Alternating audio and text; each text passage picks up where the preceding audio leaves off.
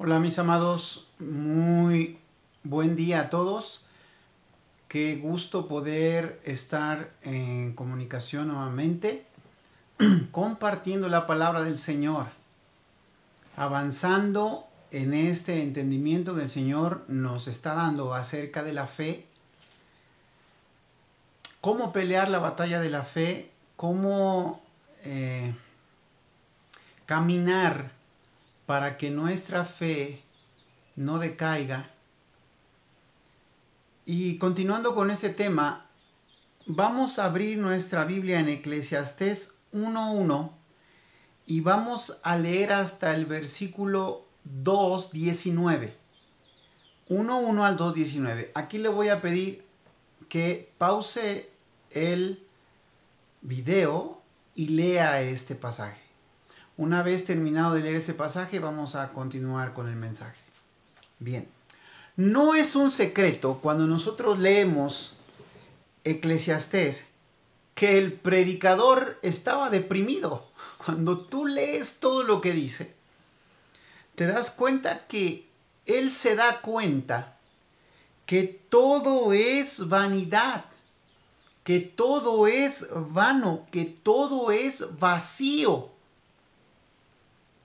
Y cuando uno se pone a meditar en lo que el predicador está diciendo, uno dice, sí, es verdad. Y entonces nosotros nos podemos deprimir como lo hizo el predicador porque tenía razón en todo lo que dice. Pero el Nuevo Testamento, ¿qué dice el Nuevo Testamento? ¿Dice también esto el Nuevo Testamento? Sí lo dice, por supuesto que lo dice, pero de otra manera.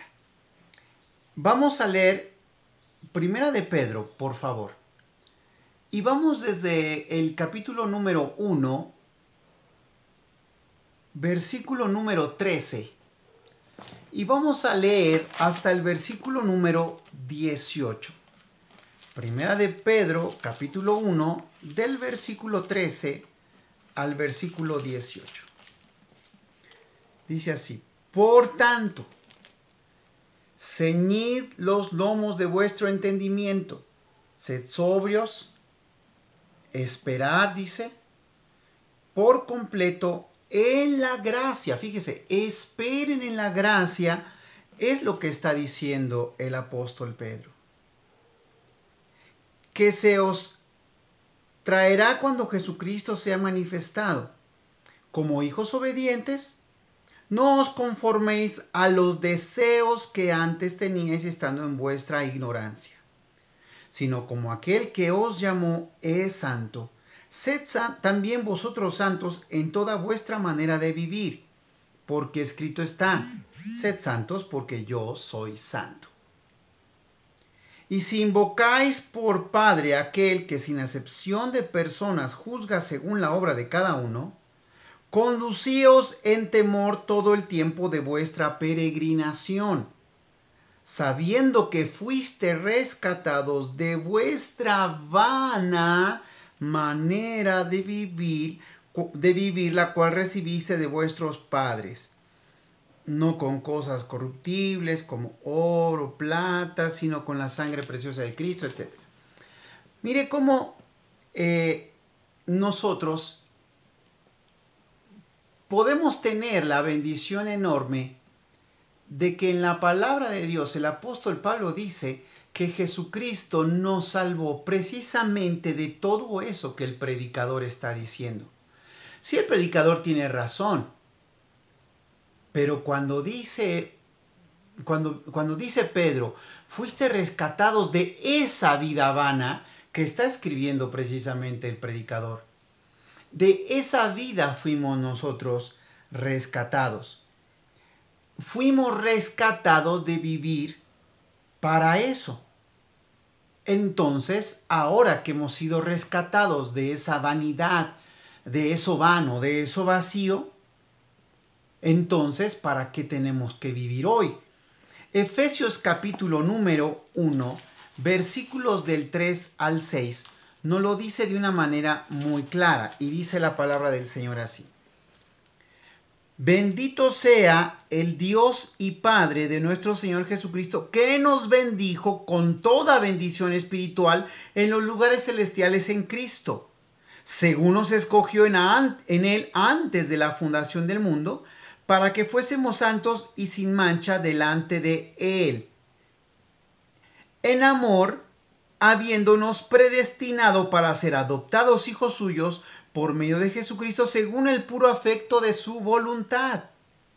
Dice, ¿para qué nos rescató? Dice, para alabanza de la gloria de su gracia, para que alabemos la gloria de la gracia, con la cual nos hizo aceptos en el amado. Nosotros somos aceptados por esa gracia. Esa gracia tiene una gloria a la cual nosotros somos llamados a vivir para alabar esa gracia. Fuimos rescatados entonces nosotros para dar a conocer a Dios y también la más grande manifestación de Dios en la tierra. ¿Cuál es esa más grande manifestación de Dios en la tierra? Jesucristo. Y somos llamados a permanecer en la voluntad y en el propósito de Dios en la tierra. Note cómo el Señor nos está queriendo sacar de mi propósito. No es que yo tenga un propósito y tú tengas otro. El asunto es que nosotros tenemos un propósito por el cual hemos sido llamados, y es manifestar la más grande bondad de Dios sobre la tierra, que es Jesucristo, dar a conocer la voluntad de Dios, predicando y manifestando la vida de Cristo.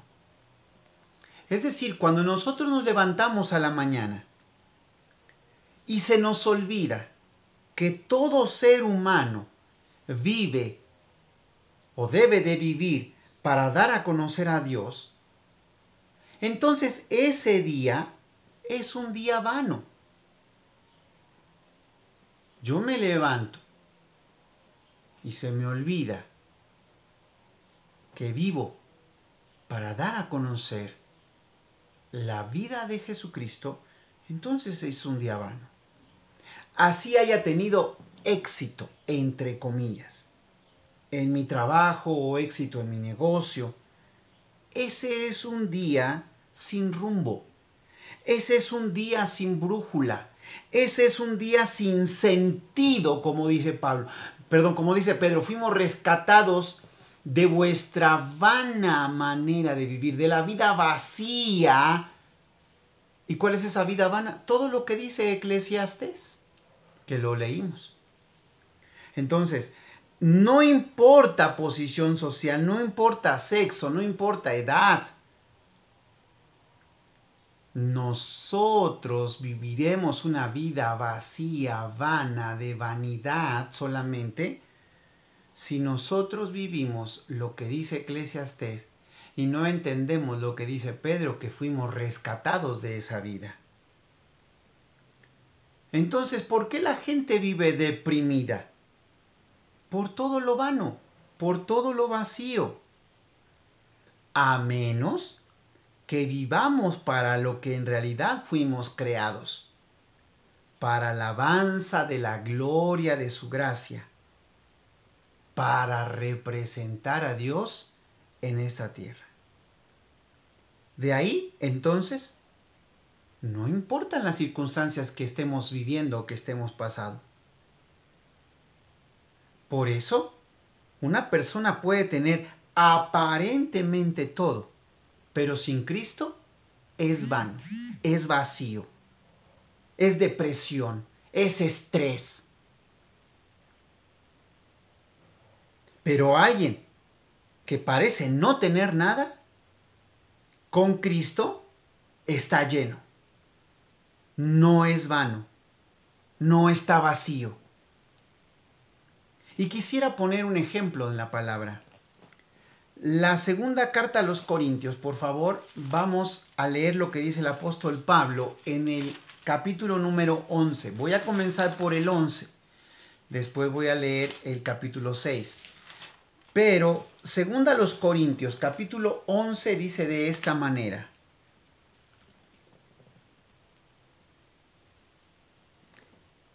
(11:24) De los judíos, dice Pablo, de los judíos 5 veces he recibido 40 azotes menos uno.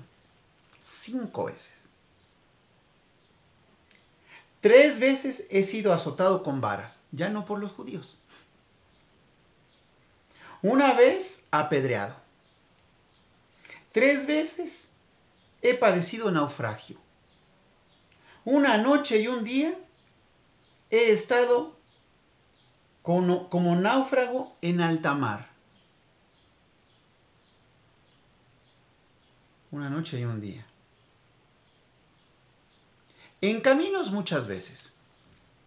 En peligros de ríos, peligros de ladrones, peligros de los de mi nación, peligros de los gentiles, peligros en la ciudad, peligros en el desierto, peligros en el mar, peligro entre falsos hermanos, en trabajo y fatiga, en muchos desvelos, en hambre y sed, en muchos ayunos, en frío y en desnudez, y además de otras cosas, lo que sobre mí se agolpa cada día, la preocupación por todas las iglesias. ¿Quién enferma y yo no enfermo?, dice Pablo. ¿A quién se le hace tropezar y yo no me indigno? Tremendo esto, pero déjeme ir al capítulo 6, versículo 3. Capítulo 6 de la misma carta a los Corintios. Segunda carta a los Corintios, capítulo 6, versículo 3 dice. Voy a leer Nueva Versión Internacional en esta ocasión. Por nuestra aparte, a nadie damos motivo alguno de tropiezo, para que no se desacredite nuestro servicio. Más bien, en todo y con mucha paciencia, nos acreditamos como servidores de Dios, en sufrimientos, privaciones y angustias. Acuérdese lo que ya leímos en el capítulo número 11. Déjeme añadirle un poquito. Déjeme completar la escena o el escenario o la vida de Pablo. Sufrimientos, privaciones, angustias, en azotes, cárceles, tumultos, en trabajos pesados, desvelos y hambre. Servimos con pureza, conocimiento, constancia y bondad, en el Espíritu Santo y en amor sincero, con palabras de verdad y con el poder de Dios, con armas de justicia, tanto ofensivas como defensivas, por honra y por deshonra, por mala y por buena fama, veraces, pero tenidos por engañadores, conocidos, pero tenidos por desconocidos, como moribundos, pero aún con vida, golpeados, pero no muertos, aparentemente tristes, pero siempre alegres, pobres en apariencia, pero enriqueciendo a muchos, como si no tuviéramos nada, pero poseyéndolo todo. Déjeme leerle este último versículo 10 en la Reina Valera. Dice, como entristecidos, mas siempre gozosos, como pobres, mas enriqueciendo a muchos, como no teniendo nada, mas poseyéndolo todo.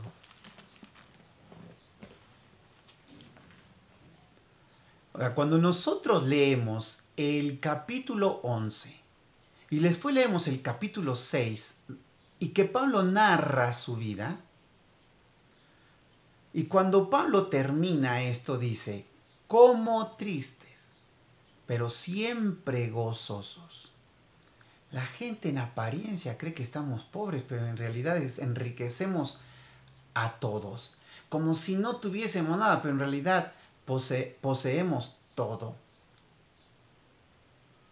¿Cómo puede vivir alguien así? Después de todo lo que narra que pasó, tendríamos que tener un hombre deprimido. Tendríamos que estar leyendo un hombre que le dio la depre, el estrés, está estresado, está enfermo porque, pobrecito. Pero no es así. Tenemos un hombre que termina diciendo, gozosos siempre, siempre alegres. Es el mismo hombre que escribió, gózate en el Señor siempre, otra vez te digo que te goces. ¿Cómo puede vivir así? Definitivamente es un asunto de fe. ¿Por qué? Porque la fe te saca de lo vano. La fe te saca de esa vida sin sentido. La fe te saca de esa vida vana de la cual habla Eclesiastés y de la cual habla Pedro también. Vamos a leer Hebreos. Hebreos capítulo número 11.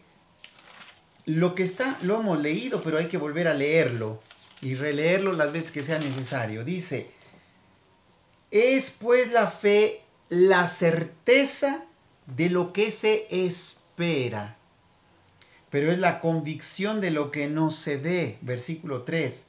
Por la fe entendemos haber sido constituido el universo por la palabra de Dios, de modo que lo que se ve fue hecho de lo que no se veía. La fe no es un sentimiento. La fe es, estoy convencido de lo que Dios dijo y por lo tanto es verdad, aunque todavía no lo vea. Eso es fe. Fe no es un sentimiento. Solo así, con esa fe, se puede vivir victorioso. Solo así, con esa fe, se puede vivir con gozo, se puede vivir con paz, se puede vivir con gloria. La fe no es un sentimiento. Es guardar entonces la palabra de Dios que nos ha sido dada. Cuando Dios nos ha dado una palabra, guardamos esa palabra, esa es fe. Entonces esa palabra se encarna en nuestro cuerpo. Y entonces a través de esa fe expresamos gloria, honra de Dios en la tierra. No nos tenemos que desenfocar de esto. No vivimos vanamente. Esto es la batalla de la fe.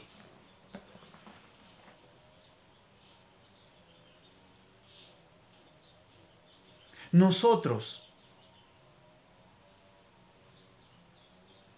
tenemos que permitir que la palabra de Dios se encarne. Esa palabra de Dios se haga carne en nosotros. Yo tengo que dejar de vivir en que me va bien, entonces estoy bien.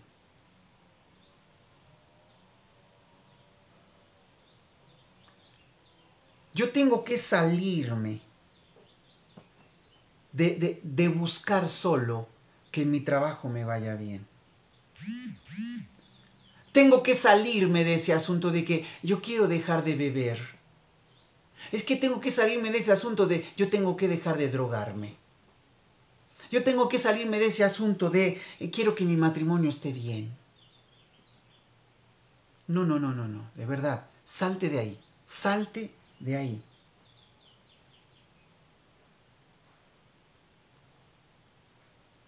Si el objetivo de tu vida es que tu matrimonio vaya bien, que tu trabajo vaya bien, que deje del vicio, que dejen de beber, creo que estamos desenfocados.